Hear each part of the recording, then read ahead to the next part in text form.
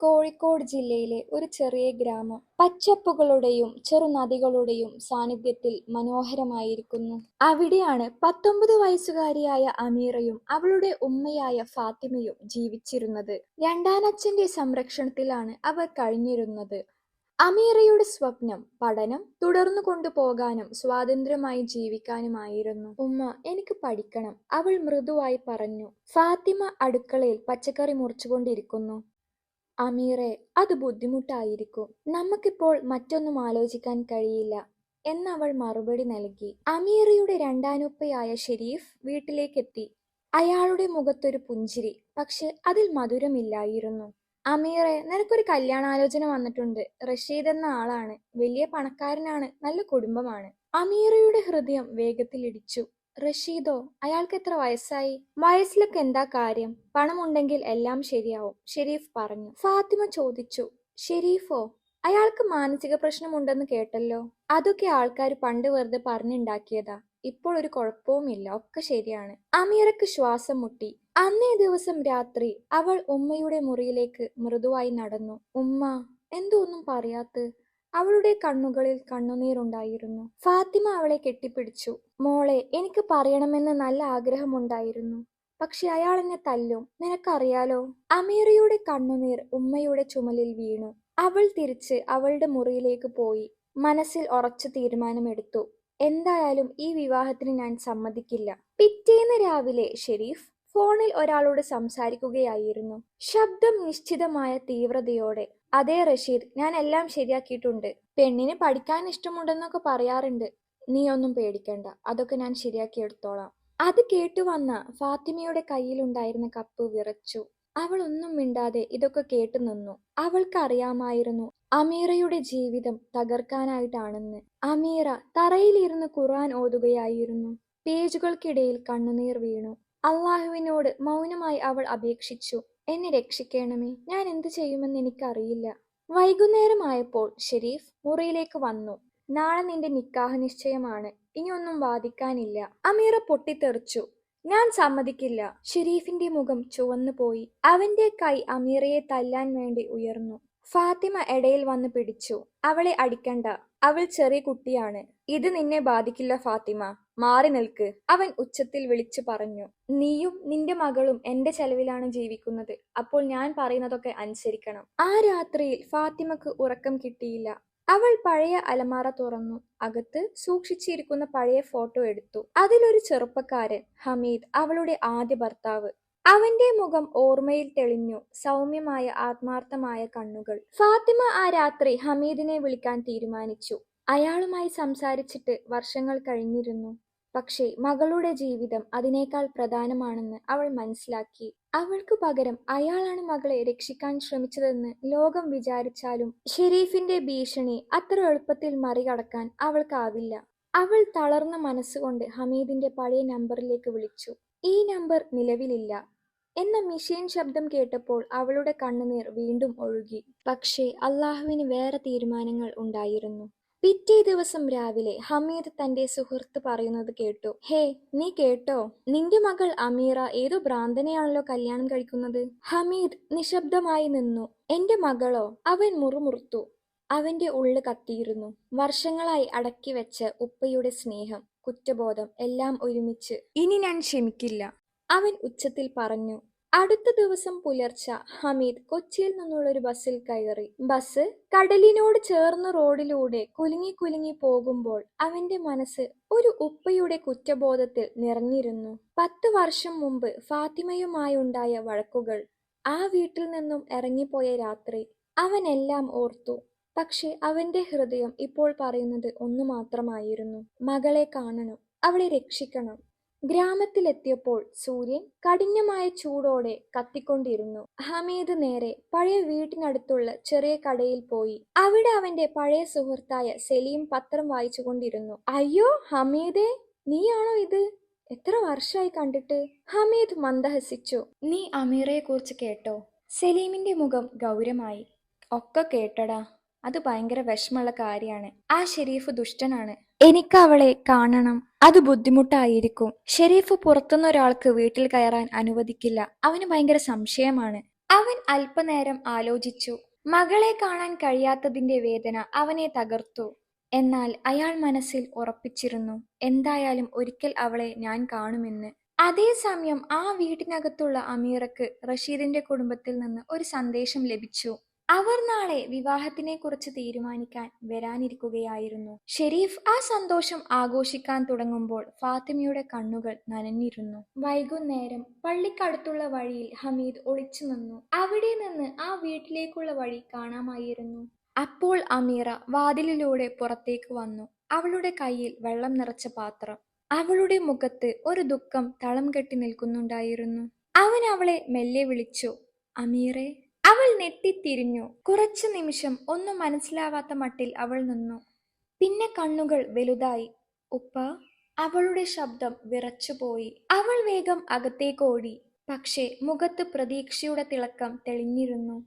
വർഷങ്ങൾക്കു ശേഷം ഉപ്പാനെ കണ്ട ആനന്ദവും പേടിയും അവളുടെ മനസ്സിൽ കലർന്നു. അന്ന് രാത്രി ഫാത്തിമ അടുക്കളയിൽ കയറുമ്പോൾ ഷെരീഫ് ഉറങ്ങിപ്പോയിരുന്നു. വാതിലിനരികിൽ ചെറിയ വെളിച്ചത്തിൽ ഹമീദ് നിൽക്കുന്നത് അവൾ കണ്ടു. അവൾ വിറച്ചു. എന്തിനാ ഇങ്ങോട്ട് വന്നത്? എന്റെ മോളെ രക്ഷിക്കാനാണ് വന്നത് ഫാത്തിമേ. ഇത്രയും വർഷം ഞാൻ ഒന്നും അറിയാതെ ജീവിച്ചു. ഇനി മിണ്ടാതെ ഇരിക്കാൻ എനിക്ക് കഴിയില്ല. ഫാത്തിമയുടെ കണ്ണുകൾ നിറഞ്ഞു. അവനിത് അറിഞ്ഞു കഴിഞ്ഞാൽ നിന്നെ കൊല്ലും ഹമീദേ. അതൊന്നും എനിക്ക് പ്രശ്നമല്ല. മോളെ രക്ഷിക്കണം, അവൻ ശാന്തമായി പറഞ്ഞു. അവൻ മൗനമായി നിൽക്കുമ്പോൾ പുറത്ത് മഴ പെയ്തു. ആ മഴ അവരുടെ മനസ്സിൽ നാളുകളായി അടങ്ങിയിരുന്ന വേദന മായ്ച്ചു. അടുത്ത ദിവസം രാവിലെ വീട്ടിൽ മൊത്തം ഒരു നിശബ്ദത പടർന്നു. ഷെരീഫ് രാവിലെ മുതലേ വളരെയധികം വിഷമത്തിൽ നടക്കുകയായിരുന്നു. ഹമീദിന്റെ വരവ് അവനെ ഭയപ്പെടുത്തിയിരുന്നു. അമീറക്ക് പെട്ടെന്ന് തന്നെ പുതിയ വസ്ത്രം വാങ്ങി റഷീദിന്റെ വീട്ടിലേക്ക് പറഞ്ഞയക്കാൻ തയ്യാറാകണം. അമീറയുടെ നെഞ്ചിൽ ഭയവും നിരാശയും നിറഞ്ഞിരുന്നു. ഞാൻ പോകില്ല, അവൾ കരഞ്ഞു പറഞ്ഞു. ഷെരീഫ് അവന്റെ കാലിലുണ്ടായിരുന്ന ചെരുപ്പ് എടുത്തു. ഇപ്പോൾ വാദിക്കേണ്ട സമയമല്ല. അമീറയുടെ കണ്ണുകളിൽ നിർഭാഗ്യവും നിസ്സഹായതയും തെളിഞ്ഞു. ഫാത്തിമ അവളെ വന്ന് സമാധാനിപ്പിച്ചു. മോളെ, ശാന്തമാവ്, ഒന്നും സംഭവിക്കില്ല. പക്ഷേ അവളുടെ മനസ്സിൽ ഭയമുണ്ടായിരുന്നു. ഫാത്തിമ, ഇതിൽ നീ ഇടപെടേണ്ട. എനിക്ക് പണം ആവശ്യമാണ്. അമീറയുടെ മനസ്സിൽ ഒരൊറ്റ ചിന്ത മാത്രമേ ഉണ്ടായിരുന്നുള്ളൂ. എങ്ങനെങ്കിലും ഇവിടെ നിന്ന് രക്ഷപ്പെടണം. ഹമീദ് പുറത്തുനിന്ന് ഇതെല്ലാം കാണുന്നുണ്ടായിരുന്നു. ഉറച്ച മനസ്സോടെ അവൻ മുന്നോട്ട് നടന്നു. വീട്ടിലേക്ക് കയറാൻ ശ്രമിച്ചു. പക്ഷെ ഷെരീഫ് അവനെ തടഞ്ഞു.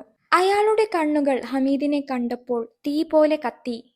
നീ എന്തിനാ ഇപ്പോൾ ഇങ്ങോട്ട് വന്നത്? ഷെരീഫ് ഗൗരവത്തിൽ ചോദിച്ചു. അമീറയെ കൊണ്ടുപോകാൻ വേണ്ടിയാണ് ഞാൻ വന്നത്, ഹമീദ് പറഞ്ഞു. ഹാ, കൊണ്ടുപോകാനോ? നീ വിളിച്ചാൽ അവൾ വരുമെന്ന് നിനക്ക് തോന്നുന്നുണ്ടോ? അമീറയുടെ കണ്ണുകളിൽ സംശയവും ആശങ്കയും നിറഞ്ഞു. ഉപ്പാനെ കണ്ട സന്തോഷവും ഷെരീഫിന്റെ ഭീഷണിയിൽ പേടിയുമുണ്ടായിരുന്നു. ഫാത്തിമ മുന്നോട്ട് വന്നു. നിങ്ങൾ അവളെ ഇവിടെ നിന്ന് കൊണ്ടുപോകണം. നമ്മളുടെ മകളെ രക്ഷിക്കണം, അവൾ പറഞ്ഞു. ഷെരീഫ് കൂടുതൽ ഭീഷണിപ്പെടുത്താൻ ശ്രമിച്ചു. നാട്ടുകാർ ഈ ശബ്ദങ്ങൾ കേട്ട് വന്നു. കൂടുതലൊന്നും സംസാരിക്കാൻ നിൽക്കാതെ ഷെരീഫ് തിരിച്ച് വീട്ടിലേക്ക് കയറി. അമീറ മുറിയിലിരുന്ന് ചിന്തിച്ചു. ഇനി ഞാൻ മിണ്ടാതെ ഇരിക്കില്ല. അള്ളാഹുവിന്റെ സഹായത്തോടൊപ്പം ഞാൻ ഇവിടെ നിന്ന് രക്ഷപ്പെടും. ഷെരീഫ് മുറിയിലെത്തിയപ്പോൾ അവനുള്ളിലൊരു ഭയമുണ്ടായിരുന്നു. ഹമീദ് ഉറച്ച നിലയിൽ നിന്നു. അവളെ വിട്ടുകൊടുക്കാൻ ഒരിക്കലും തയ്യാറാകുന്നില്ലെന്ന്. ആ രാത്രി ഉമ്മയും മകളും ഒന്നിച്ചു കിടക്കുമ്പോൾ അവരുടെ ഹൃദയത്തിൽ ചെറിയൊരു ആശ്വാസമുണ്ടായിരുന്നു. ഇനി അവർ ഒരിക്കലും ഒറ്റക്കല്ല എന്ന ചിന്ത. അടുത്ത ദിവസം പുലർച്ച ഷെരീഫ് ഉറങ്ങുമ്പോൾ ഹമീദ് അടുക്കളവാതിലിൽ വന്നു നിന്നു. അവിടെ ഫാത്തിമ ഉണ്ടായിരുന്നു. അവൻ അവളോട് പറഞ്ഞു, നമുക്ക് ആദ്യം നല്ലൊരു പ്ലാൻ ഉണ്ടാക്കണം. ഫാത്തിമ ആശങ്കയോടെ ചോദിച്ചു. പക്ഷെ അവൾ പോയിന്ന് ഷെരീഫ് അറിഞ്ഞാൽ? നിങ്ങളെ രണ്ടുപേരെയും എന്തേലും ചെയ്യും. ഇല്ല, ഞങ്ങൾ ഒറ്റക്കല്ല, സലീമും കൂടെയുണ്ട്.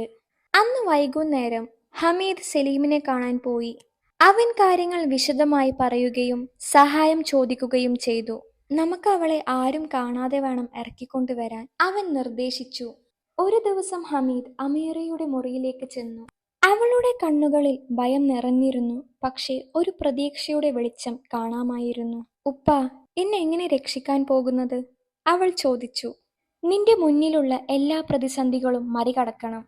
നിന്നെ കൊണ്ട് ഒറ്റയ്ക്ക് കഴിയുന്നില്ലെങ്കിൽ നമ്മൾ രണ്ടുപേരും ഒരുമിച്ച് പോരാടും, ഹമീദ് മറുപടി നൽകി. പുതിയ പ്ലാൻ അനുസരിച്ച് സലീം ഒരു പഴയ വാനിൽ പുറത്ത് കാത്തു നിൽക്കും. ഷെരീഫ് നല്ല ഉറക്കമായപ്പോൾ ഫാത്തിമ അമീറയെ പുറത്തെത്തിച്ചു. ഹമീദ് അമീറയുടെ കൈ പിടിച്ചു. നീ വിഷമിക്കേണ്ട, എല്ലാം ശരിയാകും.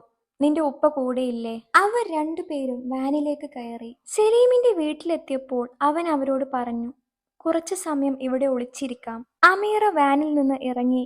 അവളുടെ കണ്ണുകളിൽ ഭയം ഇപ്പോഴും ഉണ്ടായിരുന്നു. പക്ഷേ ഹൃദയത്തിൽ ഒരു ചെറിയ പ്രതീക്ഷ ഉയർന്നു. അവൾ ഹമീദിനെ കെട്ടിപ്പിടിച്ചു പറഞ്ഞു, ഉപ്പ, എന്നെ രക്ഷിച്ചല്ലോ, നന്ദി. ഞാൻ എപ്പോഴും നിന്നെ സംരക്ഷിക്കും മകളെ, ഹമീദ് മധുരമായി പറഞ്ഞു. അന്ന് രാത്രി അവർ രണ്ടുപേരും കുറേ നേരം സംസാരിച്ചു. അമീറ സലീമിന്റെ വീട്ടിൽ ഒളിവിൽ കഴിയുന്ന ആദ്യ ദിവസം വളരെ ഭയാനകരമായിരുന്നു. പഴയ ചായക്കടക്ക് സമീപമുള്ള ചെറിയ വീട്ടിലെ മുറി അവളുടെ പുതിയ ലോകമായി. ഹമീദ് രാവിലെയും വൈകുന്നേരവും അവളെ സന്ദർശിച്ചു. അവളുടെ സങ്കടങ്ങൾ കേട്ടു. ഭയം കുറക്കാൻ ശ്രമിച്ചു. നീ സുരക്ഷിതമാണ് മോളെ, ഇനി നിന്നെ എന്റെ കയ്യിൽ നിന്ന് ആരും കൊണ്ടുപോകില്ല, അവൻ ഉറച്ചു പറഞ്ഞു. അമീറ ഓരോ ദിവസവും ചെറിയ കാര്യങ്ങളിൽ സ്വയം ആത്മവിശ്വാസം കണ്ടെത്താൻ തുടങ്ങി. പ്രാർത്ഥന, പുസ്തകങ്ങൾ വായിക്കൽ, ചെറിയ വീട്ടുജോലികൾ എല്ലാം അവളെ കരുത്തുറ്റവളാക്കി. ഹമീദ് പ്ലാൻ തയ്യാറാക്കി. നമുക്ക് ചില കാര്യങ്ങൾ തയ്യാറാക്കാനുണ്ട്, നിയമപരമായും സാമ്പത്തികപരമായും. നീ പെട്ടെന്ന് തന്നെ സ്വതന്ത്രമാകും, അവൻ പറഞ്ഞു. അവളുടെ കണ്ണുകളിൽ നിശ്ചലമായ പ്രത്യാശ തെളിഞ്ഞു. ഉപ്പ പറയുന്നത് കൊണ്ട് ഞാൻ വിശ്വസിക്കുന്നു, അവൾ മനസ്സിൽ പറഞ്ഞു. പക്ഷേ ഷെരീഫ് അവരുടെ അഭാവം ശ്രദ്ധിച്ചു. അയാൾ തന്റെ പണം നഷ്ടപ്പെടുമെന്ന് ഭയപ്പെട്ടു.